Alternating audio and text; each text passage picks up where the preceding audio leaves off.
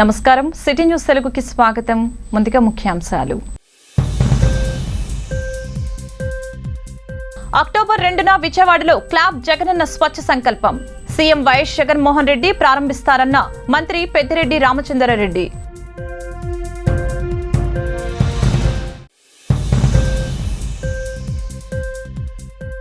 గులాబ్ తుఫాన్తో నష్టపోయిన ప్రతి ఒక్క రైతును ఆదుకుంటాం. హామీ ఇచ్చిన వ్యవసాయ శాఖ మంత్రి కురసాల కన్నబాబు.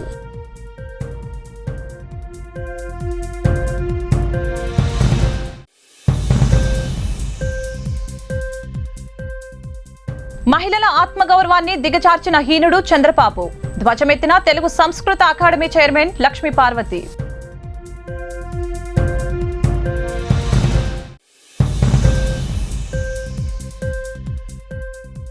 తెలుగు అకాడమీకి తెలంగాణ ప్రభుత్వం నుంచి రావాల్సిన బకాయిలపై సుప్రీంకోర్టులో కేసు నడుస్తోంది.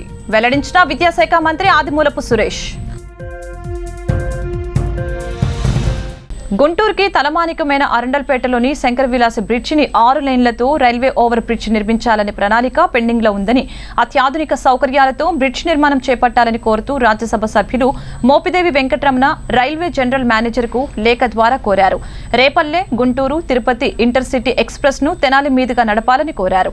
ప్రతిరోజు బాపట్ల, చీరాల, ఒంగోలు మరియు నెల్లూరు మీదుగా విద్యార్థులకు, ఉద్యోగులకు ఉపయోగపడే ఇంటర్సిటీ ఎక్స్ప్రెస్ ను నడపాలని రైల్వే జీఎం కు విన్నవించారు. గుంటూరు నగరపాలక సంస్థలో చాలా రైల్వే పనులు పెండింగ్ లో ఉన్నాయని అన్నారు. ఆంధ్రప్రదేశ్ లో సఫాయి కర్మచారి కమిషన్ ఏర్పాటుకు సహకరించాలని రాష్ట్ర గవర్నర్ బిశ్వభూషణ్ హరిచందన్ ను జాతీయ సఫాయి కర్మచారి కమిషన్ అధ్యక్షులు ఎం వెంకటేశన్ విన్నవించారు. బుధవారం రాజ్భవన్ లో గవర్నర్ ను మర్యాదపూర్వకంగా కలిశారు. సమకాలీన అంశాలపై చర్చించారు. ఈ సందర్భంగా వెంకటేశన్ మాట్లాడుతూ, దేశంలోని పలు రాష్ట్రాలలో సఫాయి కర్మచారి కమిషన్ ఉన్నప్పటికీ ఏపీలో ఏర్పాటు కాలేదని అన్నారు. రాష్ట్ర విభజన తదుపరి ఏపీలో కమిషన్ ఏర్పాటు కావాల్సి ఉందని తెలిపారు. ఆయన ఇప్పటి వరకు కమిషన్ ఏర్పాటు చేయలేదని అన్నారు. గాంధీజీ కలలు కన్నా గ్రామ స్వరాజ్యంను ఆచరణలోకి తీసుకువస్తున్న ముఖ్యమంత్రి వైఎస్ జగన్మోహన్ రెడ్డి ఆశయానికి స్థానిక సంస్థల ప్రజాప్రతినిధులు పనిచేయాలని రాష్ట్ర పంచాయతీ రాజ్ గ్రామీణాభివృద్ధి శాఖ మంత్రి పెద్దిరెడ్డి రామచంద్రారెడ్డి పిలుపునిచ్చారు. ఇటీవల ఎన్నికల్లో గెలుపొందిన గ్రామ ఉప సర్పంచులు, పంచాయతీ వార్డు సభ్యులకు రాష్ట్ర వ్యాప్తంగా నిర్వహిస్తున్న శిక్షణ తరగతుల్లో భాగంగా కంకిపాడులో ఏర్పాటు చేసిన శిక్షణ శిబిరాన్ని మంత్రి పెద్దిరెడ్డి రామచంద్రారెడ్డి ప్రారంభించారు. ఈ సందర్భంగా స్థానిక ప్రజాప్రతినిధులు, అధికారులు పంచాయతీరాజ్ వ్యవస్థకు సంబంధించిన కరదీపికను MLA Kolusu Parthasarathy, ZP chairman Uppala హారికతో కలిసి ఆవిష్కరించారు. అనంతరం జరిగిన కార్యక్రమంలో పెద్దిరెడ్డి మాట్లాడారు. దసరా నవరాత్రి వేడుకలకు హాజరు కావాలని రాష్ట్ర గవర్నర్ బిశ్వభూషణ్ హరిచందన్ ను దుర్గా మల్లేశ్వర స్వామి దేవస్థానం EO D Bhramaramba, chairman Paila Sominaidu కలిసి ఆహ్వాన పత్రం అందజేశారు.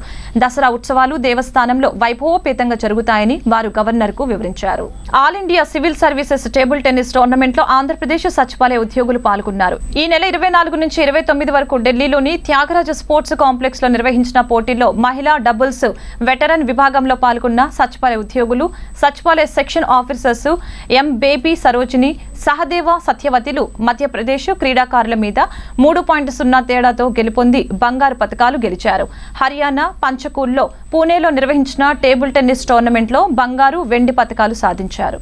గులాబ్ తుఫాన్ శ్రీకాకుళం జిల్లాను అతలాకుతలం చేసింది. తుఫాన్ తీరం దాటిన తర్వాత ఎగువ ప్రాంతాల్లో వర్షాలు పడటం వలన వరదలు వచ్చాయి.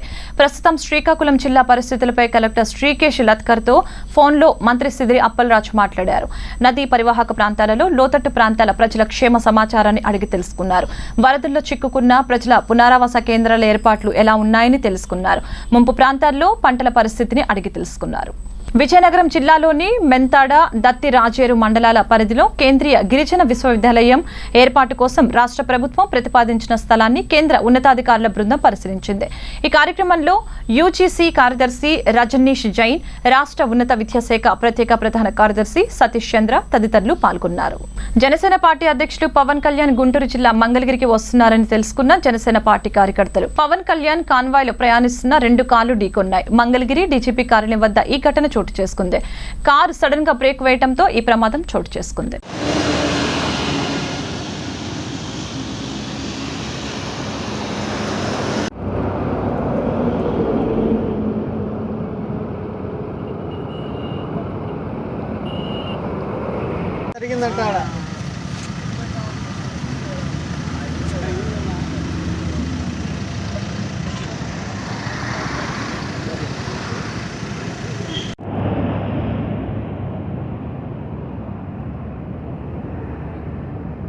రాష్ట్ర మంత్రి పేర్ని నానితో సమావేశం అవ్వడానికి మచిలీపట్నం చేరుకున్న నిర్మాతల బృందం. నిర్మాతలు దిల్ రాజు, డివివి దానయ్య, బన్నీ వాసు, సునీల్ నారంగ్, వంశీరెడ్డి, మైత్రి నవీన్లు మచిలీపట్నం చేరుకున్నారు. ఇక్కడ నాతో పాటు ఇక్కడ కూర్చున్నటువంటి పెద్దలు మ్యాక్సిమం అంటే దాదాపుగా ప్రొడ్యూసర్స్, డిస్ట్రిబ్యూటర్స్ ఎక్కువగా ఉన్నారు ఇక్కడ ఉన్నటువంటి పెద్దల్లో.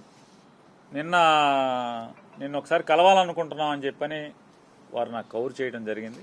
పర్లేదు ఇక్కడ దాకా బందర్లో ఉంటాం కదా, ఇక్కడ దాకా ఎందుకని చెప్పానంటే కాదు ఒకసారి జరుగుతున్నటువంటి పరిణామాల మీద మా ఇండస్ట్రీ తప్పు లేకపోయినప్పటికి కూడా ఇండస్ట్రీకి నష్టం జరిగేటువంటి సంఘటనలు ఉత్పన్నం అవుతున్నాయి కాబట్టి మేము ఇండస్ట్రీ తరఫున నీతో ఒకసారి మాట్లాడాలని చెప్పని వచ్చిన మీదట వారు నాతో అంటే ప్రభుత్వానికి చెప్పండి, ముఖ్యమంత్రి గారికి చెప్పండి, ఇండస్ట్రీ అంతా ఐకమత్యంగా ఉన్నాం.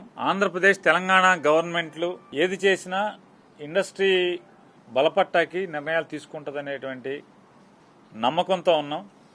ఇండస్ట్రీలో కూడా ప్రభుత్వం ఆలోచించేటువంటి తీరులో కొన్ని మాలో కూడా అక్కడక్కడ లోపాలు ఉన్నాయి. ఏకాభిప్రాయంగా మేమందరం ఆన్లైన్ టికెటింగ్ మీద మేమే అడిగాము, మాకే అవసరం అని చెప్పాము. అందుకని ప్రభుత్వం మేము టికెట్ అమ్మని మేము అమ్ముతాము, మీరు రండి అమ్ముతాం మీ సినిమాలని మాకు అప్పచెప్పండి అని ప్రభుత్వం మాకేం చెప్పలేదు.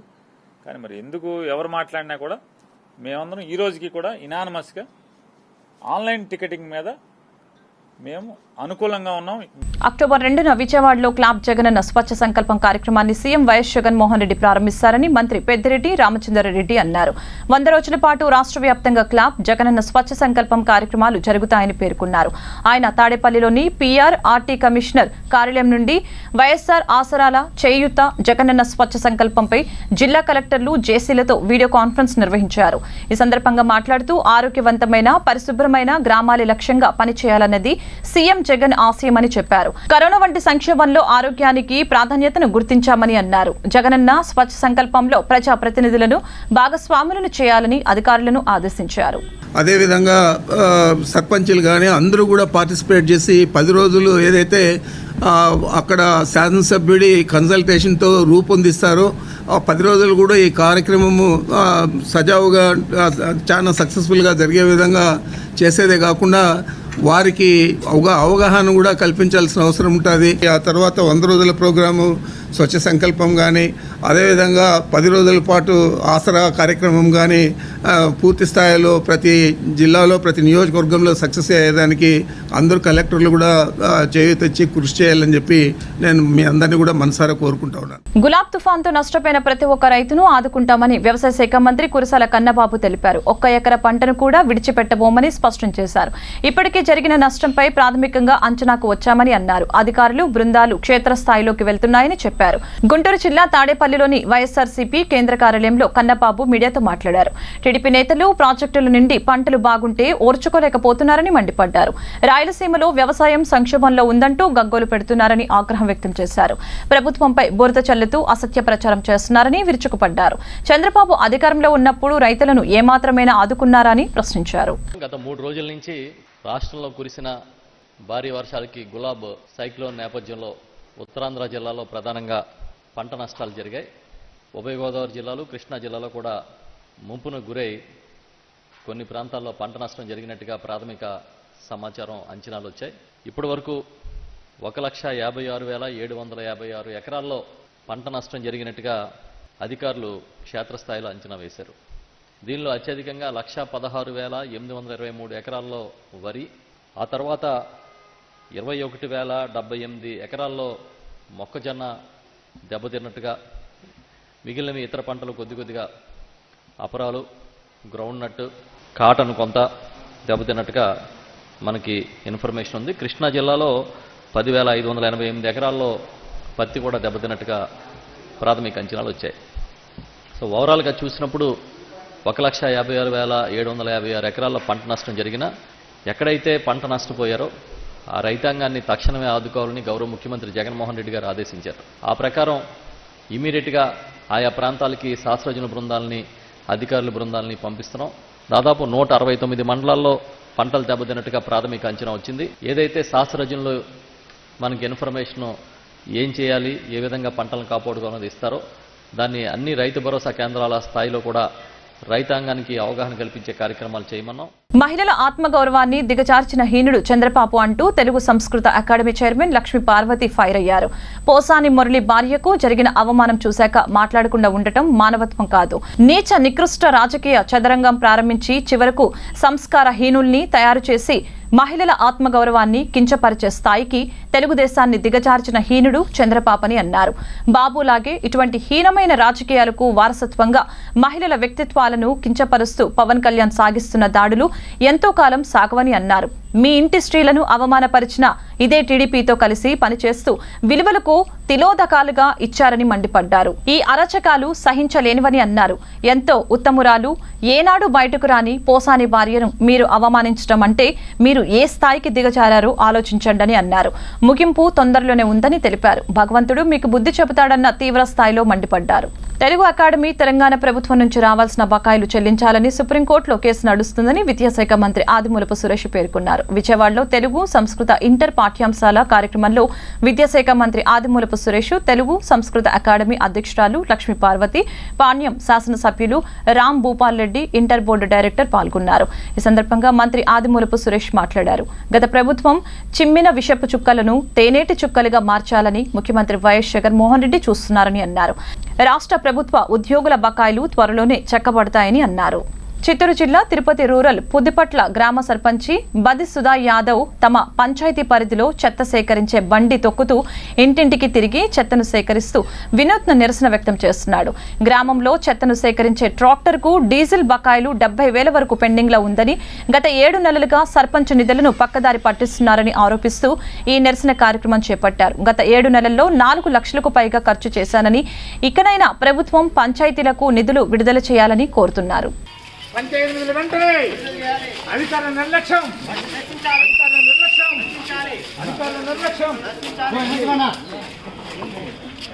రాష్ట్ర ప్రభుత్వం జగనన్న కాలనీ ఇళ్ల నిర్మాణ కార్యక్రమంలో భాగంగా పొన్నూరు పట్టణం 23వ వార్డు సచివాలయ ప్రాంగణంలో లబ్ధిదారులకు గృహ నిర్మాణాలపై అవగాహన కార్యక్రమం జరిగింది. ఈ కార్యక్రమంలో మున్సిపల్ డీఈ శ్రీనివాస్ పాల్గొని మాట్లాడారు. ప్రభుత్వం అందిస్తున్న 1.80 లక్షల రూపాయలతో పాటు డ్వాక్రా గ్రూపుల ద్వారా బ్యాంకుల నుంచి 50,000 రుణం అందిస్తుందని, ప్రతి ఒక్కరూ ఈ అవకాశాన్ని సద్వినియోగం చేసుకుని సొంతింటి నిర్మాణం త్వరగా ప్రారంభించుకోవాలని ఆయన కోరారు.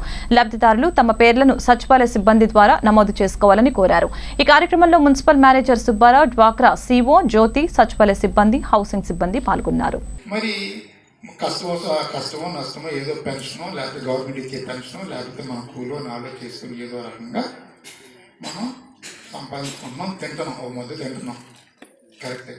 ఉండటానికి గూడు కావాలిగా, ఇల్లు కావాలిగా. మరి ఇల్లు ఇంతవరకు మనకు లేదు. మనం ఏమనుకుంటాం, నాకు కూడా స్థలం ఉంటే బాగుండు, చక్కగా నేను కూడా చిన్న ఇల్లు కట్టుకునేదాన్ని అని మనం కలలు కన్నా 5 వరకు కన్నా అనుకున్నాం లేదా. మరి ఆ స్థలం గవర్నమెంట్ ఇచ్చేది. ఎవడైనా ₹1 సాయం చేస్తే మనం కూడా కాస్త డబ్బులు వేసుకొని ఏదో వేడి నీళ్ళకి చన్నీళ్ళు తోడుగా మనం ఇల్లు కట్టుకున్నామని మనం కూడా అనుకున్నాం. పౌష్టికాహారంతోనే సంపూర్ణ ఆరోగ్యం లభిస్తుందని పొన్నూరు ఎమ్మెల్యే కిలారి రోసయ్య తెలిపారు. గుంటూరు జిల్లా చేబ్రోలు గ్రామం పరిమి సత్యనారాయణ కళ్యాణ మండపంలో ఐసీడీఎస్ ఆధ్వర్యంలో పౌష్టికాహార మహోత్సవాలు జరిగాయి. ఈ కార్యక్రమానికి పొన్నూరు ఎమ్మెల్యే కిలారి రోసయ్య ప్రత్యేక అతిథిగా హాజరై మాట్లాడారు. బలమైన ఆహారంతోనే వ్యాధి నిరోధక శక్తి పెరిగి ఆరోగ్యంగా ఉండవచ్చని ఎమ్మెల్యే కిలారి పేర్కొన్నారు. ఈ కార్యక్రమంలో గర్భవతులకు, సీమంతాలు, పిల్లలకు అన్నప్రాసన, అక్షరాభ్యాసం వంటి కార్యక్రమాలు నిర్వహించారు. ఈ కార్యక్రమంలో నల్లపాడు సిడిపిఓ కృష్ణవేణి, చేబ్రోలు జెడ్పీటీసీ సభ్యురాలు బత్తుల అనురాధ, ఎంపీపీ కొక్కిలిగడ్డ సాహితి పాల్గొన్నారు.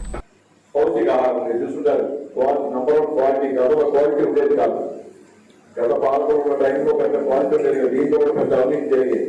కానీ ఈ ప్రభుత్వం వచ్చినాక వాళ్ళ క్వాలిటీ ఉంటుంది. ఎక్కడ కూడా మన మార్కెట్లో ఉన్నప్పుడు హై క్వాలిటీ మన దగ్గర కూడా దొరుకుతాం. అన్ని రకాలుగా అన్ని అందిస్తూ ఉంది ప్రభుత్వం. మరి మీరు కూడా బ్రహ్మాండంగా మరి ఎవరైతే చదువుకున్నారో, జరగబోతున్నారో వాళ్ళకి, అలాగే పిల్లలు ఉండే వాళ్ళకి ఎన్ని కూడా మీరు అందించే సేవలు నిజంగా బలుపురాలని ముందుగా మిమ్మల్ని అందరూ కూడా అభినందిస్తాం. ఎందుకంటే ఇలాంటి కార్యక్రమం చాలా ఓర్పు అవసరం. ఎన్ని కూడా ఈ కార్యక్రమం చేసే దాంట్లో కూడా మిగతా డిపార్ట్మెంట్కి మీకు చాలా వ్యత్యాసం ఉంది. గుంటూరు జిల్లా పెదనందిపాడు మండలం కొప్పర్రులో ఈ నెల 20న తెలుగుదేశం వైకాపా వర్గాల మధ్య జరిగిన ఘర్షణలో ఇరు వర్గాల నాయకులను అరెస్టు చేశామని బాపట్ల డీఎస్పీ శ్రీనివాసరావు తెలిపారు. తెలుగుదేశం శ్రేణులు 50 మంది, వైకాపా శ్రేణులు 21 మందిపై కేసు నమోదు చేశామని అన్నారు. తెలుగుదేశంకు చెందిన 14 మందిని, వైకాపాకు చెందిన 11 మందిని అరెస్టు చేశామని అన్నారు. మిగిలిన వారిని త్వరలో అరెస్టు చేస్తామని చెప్పారు. పెదనందిపాడు మండలం కొప్పర్రు గ్రామంలో ఈ నెల 20వ తారీఖు నైటు వినాయక నిమజ్జనం సందర్భంగా 2 గ్రూపుల మధ్య తగాదలు అవ్వటం మీ అందరికీ విదితమే. ఆ సందర్భంగా 2 వర్గాలపై 2 కేసులు నమోదు చేసి దాని మీద దర్యాప్తులో భాగంగా ఒక కేసులో 14 మంది, ఒక కేసులో 11 మందిని అరెస్ట్ చేయడం జరిగింది. దీనిలో నిమజ్జనం సందర్భంగా ఒక గ్రూప్ వాళ్ళు వస్తున్నప్పుడు ఇంకో గ్రూప్ ఇంటి దగ్గరికి వచ్చినప్పుడు ఏదో ఒక ఇరు వర్గాల మధ్య గొడవలు, పాత కక్షల నేపథ్యంలో ఒకళ్ళొకళ్ళు రాళ్ళు దూకోవటం, దాని మీద ఒక గ్రూప్కి 10 మందికి, ఒక గ్రూప్కి 5 మందికి దెబ్బలు తగిలినాయి. తర్వాత అక్కడ మోటార్ సైకిళ్ళు, ఇంట్లో జరిగిన ఆర్సన్ సోఫాలు, వరండాల సోఫాలు కూడా తగలబడటం జరిగింది.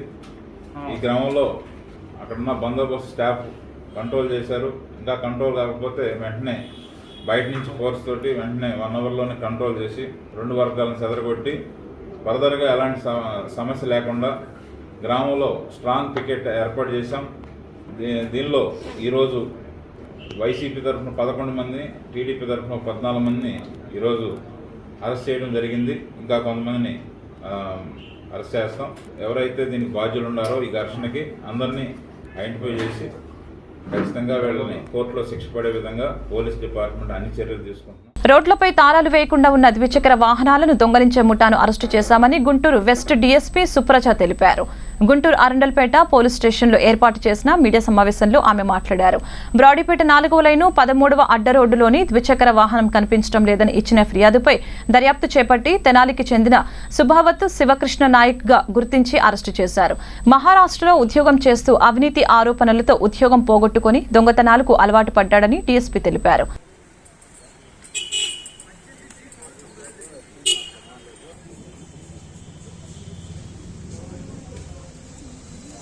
ముద్దాయి వచ్చేసి శివకృష్ణ. ఇతను ఎంఎస్సి కంప్యూటర్స్ చదివాడు. ఇతను ఉండేది తెనాలి స్వగ్రామం.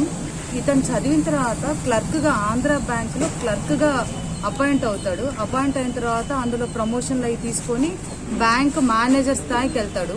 బ్యాంక్ మేనేజర్గా పూణేకి వెళ్తాడు. పూణేకి వెళ్ళిన తర్వాత అక్కడ కొన్ని లోన్స్ ఇప్పించే దాంట్లో కొంచెం ఫ్రాడ్ చేస్తాడు. దాని మీద ఎంక్వైరీ చేసి కంపల్సరీ రిటైర్మెంట్ లాగా వాళ్ళు తీసేయడం జరుగుతుంది. తర్వాత సబ్సిక్వెంట్ గా మళ్ళీ తెనాలి వచ్చేస్తాడు.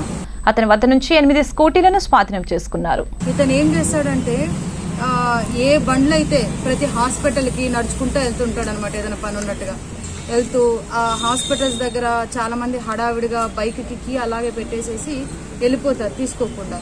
సో అలాంటి బైక్స్ ఫోకస్ చేస్తాడు. ఫోకస్ చేసి అలాగ ఫస్ట్ విజయవాడలో ఒక బైక్ ఫస్ట్ విజయవాడలో కామినేని హాస్పిటల్ దగ్గర ఒక బైక్ తీసుకుంటాడు. తీసుకొని దాన్ని తీసుకుపోయి షోరూంలో అప్పచెప్తాడు. దాంట్లో లక్కీగా అతనికి రికార్డ్స్ కూడా ఉంటాయి. వాళ్ళ ఫ్రెండ్ది అని చెప్పేసి అమ్మేస్తాడు షోరూంలోనే. ఎందుకు అమ్ముతాడంటే ఈజీగా అమౌంట్ దొరుకుతుంది, వెంటనే క్యాష్ అన్ని ఇస్తారన్న ఉద్దేశంతో షోరూంలో అమ్ముతాడు. మెయిన్ ఫోకస్ హాస్పిటల్కి వెళ్ళే వాళ్ళు హడావిడిగా కీ అలా పెట్టేసి వెళ్ళిపోతారు కదా, అలాంటివి గమనించుకుంటాడు అనమాట. గమనించుకొని అలాంటివి దొంగతనం చేస్తాడు. సో అలా సబ్సిక్వెంట్గా అతను దాదాపుగా అంటే 8 బైకులు ఇప్పటి వరకు దొంగలించడం జరిగింది. సో అతను మనకి జేకేసీ కాలేజ్ దగ్గర అతను వచ్చినట్టుగా ఇన్ఫర్మేషన్ రావడంతో మన అరండల్పేట స్టాఫ్ వెళ్ళి పట్టుకోవడం జరిగింది. మొత్తం 8 బైక్స్ రికవరీ. సమగ్ర శిశు అభివృద్ధి సేవా పథకం కింద Gudivada ICDS project Gudivada NGO హోంలో పౌష్టికాహార మాసోత్సవం నిర్వహించారు.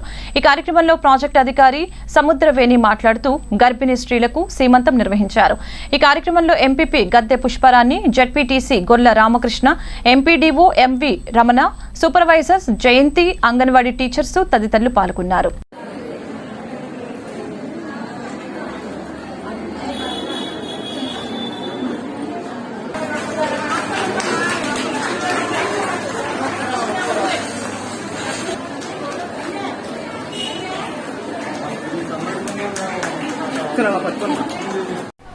ఎండిఓ గారికి, ఎంపీపీ గారికి, అంగన్వాడీ ఉద్యోగస్తులకి, అంగన్వాడీ ఆయాలకు, అంగన్వాడీ టీచర్కు, ఇక్కడ శ్రీమంతం జరిగిన అందరికీ, శ్రీమంతం జరిగిన ఆడపిల్లలందరికీ ధన్యవాదాలు.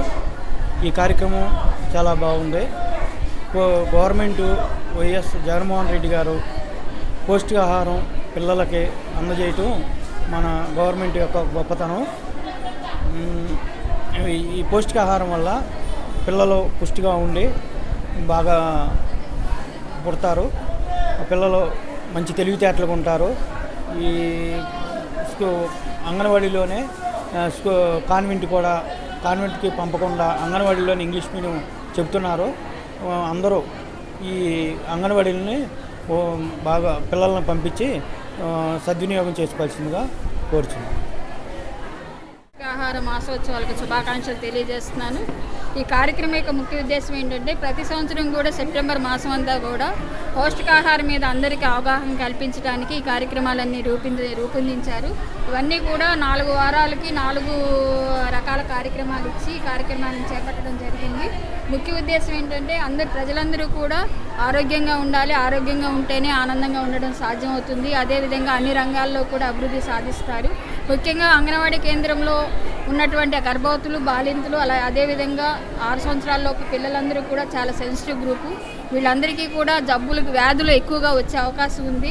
అదేవిధంగా పోషకాహార లోపంతోనే ఎక్కువ మంది పిల్లలు, అదేవిధంగా తల్లులు కూడా మరణిస్తున్నారు. కాబట్టి ఈ లోపాన్ని నివారించడానికి మనం అందరం కూడా వాళ్ళకి ఎలాంటి ఆహారం తీసుకోవాలి, ఎలాంటి ఆహారం తీసుకుంటే అది ఆరోగ్యంగా ఉంటారు, అభివృద్ధి చెందుతారు అన్న విషయాల మీద అవగాహన కల్పించడం కోసం ఈ కార్యక్రమాలు రూపొందించి వివిధ రకాల పద్ధతులు అంటే ఇంటింటికి గృహ సందర్శనల ద్వారా అవగాహన కల్పించడం, అదేవిధంగా తక్కువ ఖర్చుతో మన లోకల్గా దొరికే ఆ పదార్థాలతో మనం ఎలాంటి ఆహారాన్ని అంటే సమతుల ఆహారాన్ని తయారు చేసుకోవచ్చు అన్న విషయంలో ప్రదర్శనలు ఇవ్వడము, అలాగే వాళ్ళకి తయారు చేసి చూపించడము ఇవన్నీ కూడా జరుగుతున్నాయి. అదేవిధంగా అంగన్వాడీ కేంద్రంలో పిల్లలందరికీ కూడా బరువు తక్కువగా ఉన్న పిల్లలు, అనారోగ్యంగా ఉన్న పిల్లలందరినీ కూడా గుర్తించి వారికి ఎందువల్ల అనారోగ్యంగా ఉన్నారన్న దాని మీద సూచనలు, తల్లికి కౌన్సిలింగ్ ఇచ్చి అదేవిధంగా వాళ్ళకి ఏదైనా దీర్ఘకాలిక కనుక వ్యాధులు కనుక ఉన్నట్లయితే వాళ్ళకి మెడికల్ డిపార్ట్మెంట్కి రిఫర్ చేసి వాళ్ళ ఆరోగ్య విషయంలో కూడా తగు శ్రద్ధ చూపించబడుతుంది. ఇది ఆరోగ్యం ఒక ఎత్తు అయితే ఇంకోటి ఎడ్యుకేషన్ అనేది ఇంకో పార్ట్ అంగన్వాడీ కేంద్రంలో. ఇప్పుడు ప్రతి అంగన్వాడీ కేంద్రం కూడా వైఎస్ఆర్ ఇంగ్లీష్ మీడియం స్కూల్స్గా రూపాంతరం చెందాయి. ఈ వైఎస్ఆర్ ఇంగ్లీష్ మీడియం స్కూల్ తల్లిదండ్రుల వాళ్ళ యొక్క అభిప్రాయం ప్రకారము ఇవన్నీ కూడా ఇంగ్లీష్ మీడియంలోనే ప్రభుత్వం వారు PP1, PP2 కిట్లను సరఫరా చేశారు. దీని ద్వారా అంగన్వాడీ కేంద్రంలో 3 నుంచి 5 సంవత్సరాల పిల్లలందరికీ కూడా ఇంగ్లీష్ మీడియంలోనే బోధన జరుగుతుంది. అదేవిధంగా ఇంకో విషయం ఏంటంటే ఈ అంగన్వాడీ కేంద్రాలు ఏవైతే ఉన్నాయో వీటన్నిటికీ కూడా ప్రైమరీ స్కూల్, ప్రాథమిక పాఠశాలకు అనుసంధానం చేసే దిశగా నూతన విద్యా విధానం కూడా ప్రవేశపెట్టారు. ఈ నూతన విద్యా విధానంలో ప్రతి అంగన్వాడీ కేంద్రాన్ని కూడా కోలొకేట్ చేసి అది ప్రాథమిక పాఠశాలతో అనుసంధానం చేస్తారు. దీంట్లో కూడా PP1, PP2 నేర్పించబడుతుంది. ముఖ్యంగా ఏంటంటే తల్లిదండ్రులందరూ కూడా సమాజంలో ఉన్న వాళ్ళందరూ కూడా అన్ని వర్గాల వారు ఉన్నారు. ఉన్నత వర్గాల వాళ్ళు డబ్బులు పెట్టి విద్యను కొనుక్కోగలరు, చదివించుకోగలరు. కానీ పేద మధ్యతరగతి వర్గాలందరికీ కూడా అందుబాటులో ఉండే విధంగా ప్రభుత్వం వారు ఈ ఇంగ్లీష్ మీడియంని ప్రవేశపెట్టారు. కాబట్టి అందరూ కూడా దీన్ని ఉపయోగించుకుని పిల్లలందరినీ కూడా అంగన్వాడీ కేంద్రాలకి పంపి వరల్డ్ హార్ట్ డే సందర్భంగా రోటరీ క్లబ్ గుడివాడ మున్సిపల్ కార్యాలయంలో ఉద్యోగులకు హెల్త్ చెకప్, మెడికల్ క్యాంపు నిర్వహించారు. ఈ కార్యక్రమాన్ని మున్సిపల్ కమిషనర్ సంపత్ కుమార్ ప్రారంభించి మాట్లాడారు. Rotary club president doctor Ravikumar Reddy మాట్లాడుతూ 1 నేషన్ 1 మిలియన్ టెస్ట్ 1 డే కార్యక్రమాన్ని దేశవ్యాప్తంగా అన్ని రోటరీ క్లబ్లు క్యాంపులు నిర్వహిస్తున్నాయని అన్నారు. Rotary club president doctor Ravikumar Reddy మాట్లాడుతూ 1 నేషన్ 1 మిలియన్ టెస్ట్ 1 డే కార్యక్రమాన్ని దేశవ్యాప్తంగా అన్ని రోటరీ క్లబ్ల క్యాంపులు నిర్వహిస్తున్నాయని అన్నారు. ప్రతి ఒక్కరూ హెల్త్ చెకప్ చేయించుకోవాలని అన్నారు. ఇది వరల్డ్ హార్ట్ డే సందర్భంగా చేస్తున్నారు.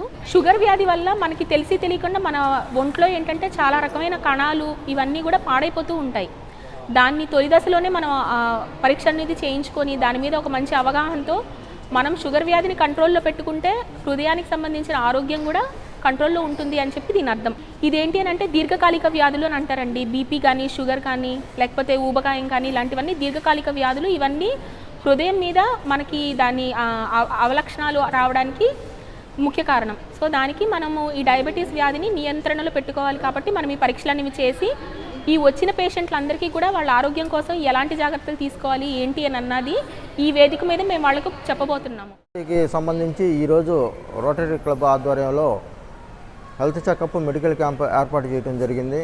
ముఖ్యంగా ఈ మా వర్కర్లకి ఎటువంటి హెల్త్ చెకప్ తర్వాత వాళ్ళ ఆరోగ్య పరిస్థితి తెలుసుకోవడానికి ఇది చాలా ఉపయోగపడుతుంది. ఈ కార్యక్రమాన్ని ఏర్పాటు చేసినటువంటి రోటరీ క్లబ్ సభ్యులందరికీ, ప్రెసిడెంట్, సెక్రటరీ అందరికీ నా హృదయపూర్వక ధన్యవాదాలు తెలియజేసుకుంటున్నాను.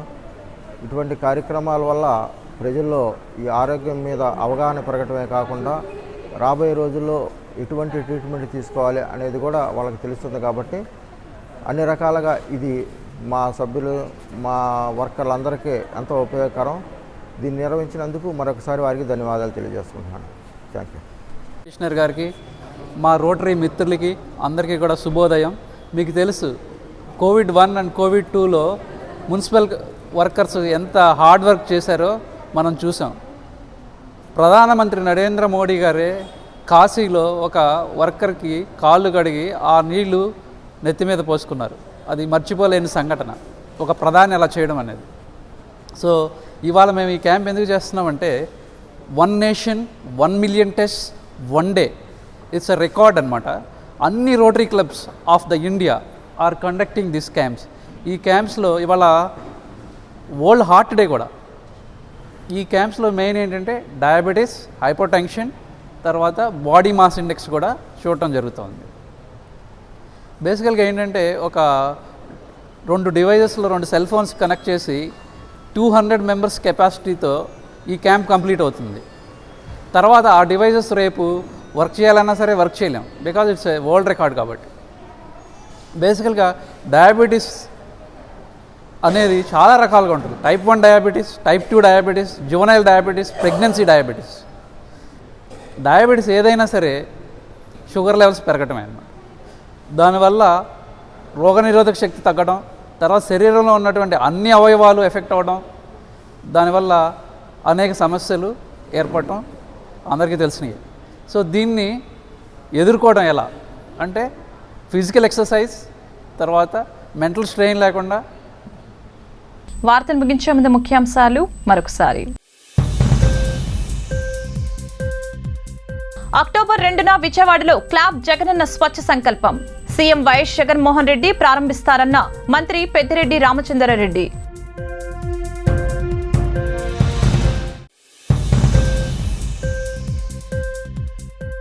గులాబ్ తుఫాన్తో నష్టపోయిన ప్రతి ఒక్క రైతును ఆదుకుంటాం, హామీ ఇచ్చిన వ్యవసాయ శాఖ మంత్రి కురసాల కన్నబాబు.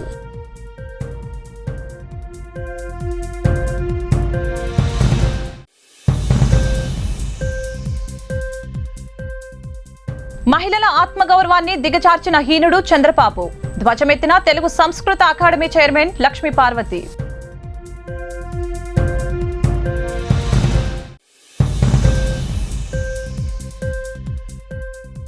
తెలుగు అకాడమీకి తెలంగాణ ప్రభుత్వం నుంచి రావాల్సిన బకాయిలపై సుప్రీంకోర్టులో కేసు నడుస్తోంది. వెల్లడించిన విద్యాశాఖ మంత్రి ఆదిమూలపు సురేష్. ఈ వార్తలు ఇంతటితో సమాప్తం. మరొక బులెటిన్ మళ్ళీ కలుద్దాం. నమస్కారం.